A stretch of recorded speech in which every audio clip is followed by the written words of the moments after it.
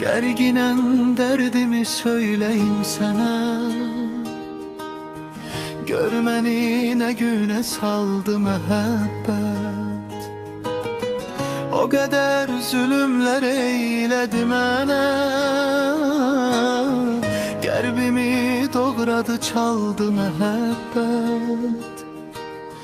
Görmeni ne güne saldı mehabbet.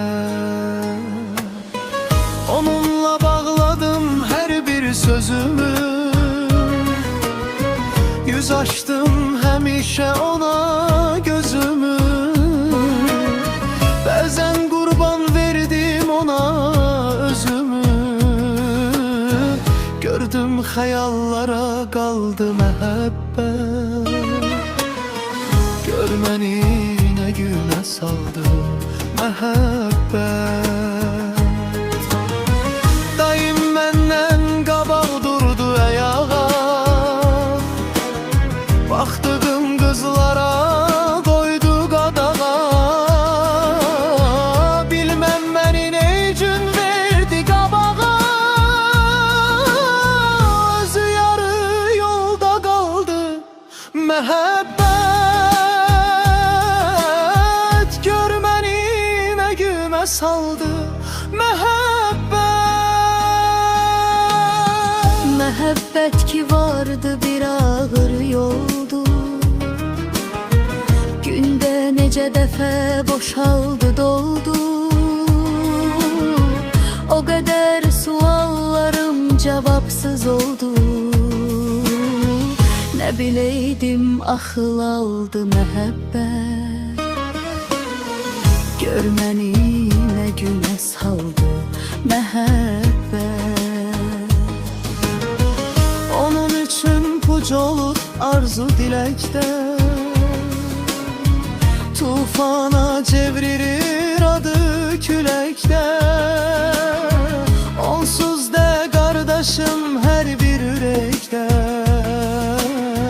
Silinməz ləkədi xaldı məhəbbət. Görməni nə günə saldı məhəbbət. Söyleyin ki ondan kim xeyir görüb. Bahadur sonamış şah səməm qərib. Fərhad şirin üçün disutun hörüb. Külüngü boşuna çaldı məhəbbət. Görməni nə günə saldı məhəbbət. Geyinir, kecinir gündə bir donu. Qandı faciədir, dəhşətdir sonu. Saldı səhralara yazıq məclumu. Leylisin əlindən aldı məhəbbət. Görməni nə günə saldı məhəbbət. Gənc idim bilmirdim o nə təhərmiş. Sən demə qəm dolu dərdimiş qəhərmiş. And olsun o acı zəhərmiş.